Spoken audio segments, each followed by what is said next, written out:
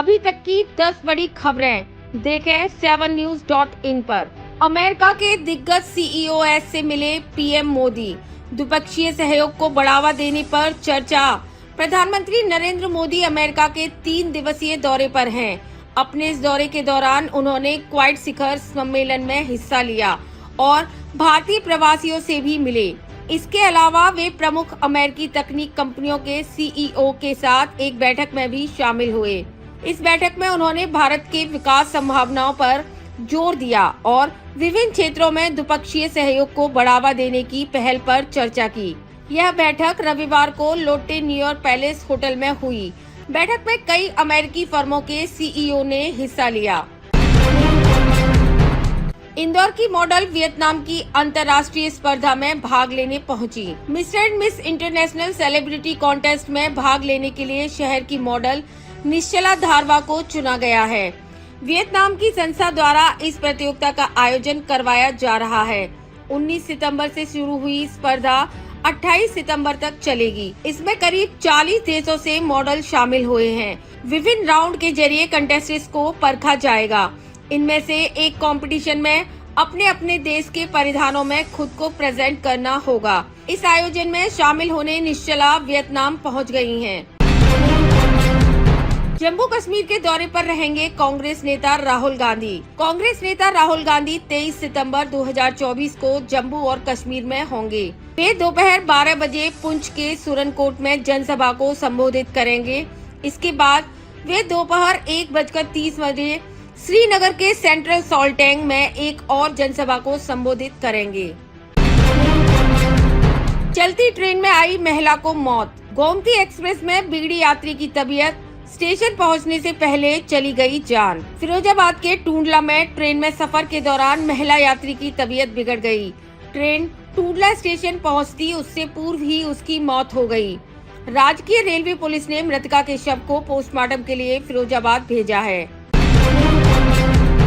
1 अक्टूबर को होगा महाअष्टमी और महानवमी का व्रत।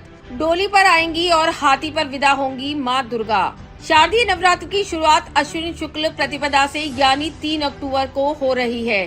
तिथियों की घटबढ़ के बाद भी इस बार नवरात्र पूरे 9 दिन का रहेगा। नवरात्र में चतुर्थी तिथि को वृद्धि और नवमी तिथि का क्षय हो रहा है। 11 अक्टूबर को महानवमी और 12 अक्टूबर को दशहरा मनाया जाएगा।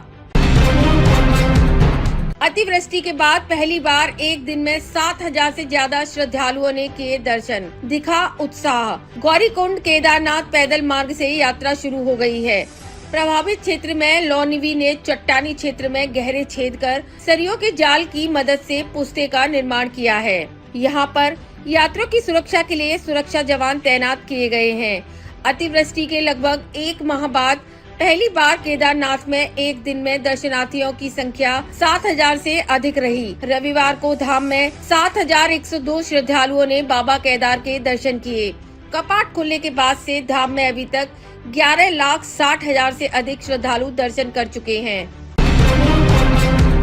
मधुबनी के किसान दोहरी मार से परेशान, धान की फसल पर गहरा असर। जिले के किसान इन दिनों बाढ़ और बारिश की असमानता से गहरे संकट में हैं। जिले के कई हिस्सों में अत्यधिक बारिश और बाढ़ ने किसानों की धान की फसल को तबाह कर दिया है, जबकि कुछ क्षेत्रों में बारिश की कमी ने फसल सुखा दी है। किसान दोहरी चुनौती का सामना कर रहे हैं, जिससे उनकी आजीविका और मेहनत पर गहरा असर पड़ा है।